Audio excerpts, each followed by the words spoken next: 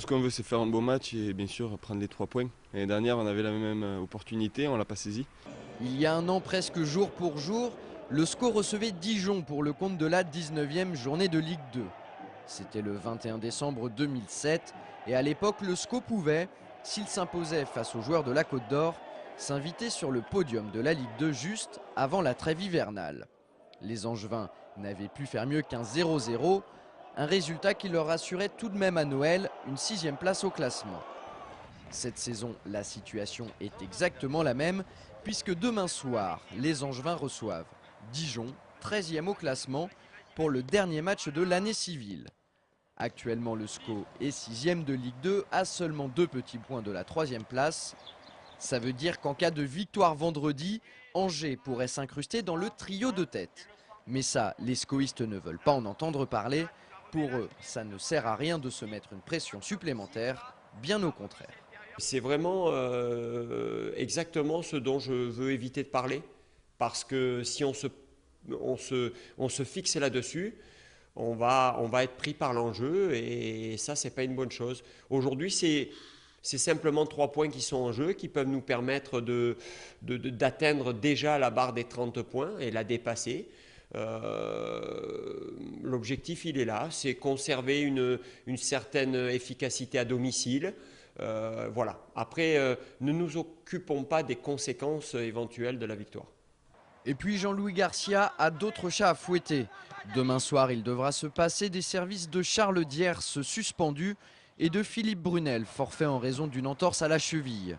Autre donnée à prendre en considération, face à Dijon, et contrairement à leur dernière rencontre de championnat, les Angevins feront figure de favoris. Ça, c'est une situation à laquelle ils sont moins habitués. Le match de Coupe de France à Romorantin le week-end dernier en est la parfaite illustration.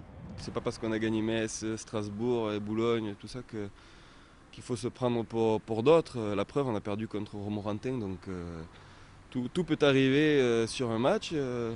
Si on pratique notre jeu comme on le fait depuis un petit moment maintenant, il n'y a pas de raison que ça passe pas, mais bon, Dijon, je pense que c'est une bonne équipe aussi, donc il ne faut pas non plus les sous-estimer et prendre le match comme il vient et le gagner pour bien finir l'année et puis repartir de plus belle.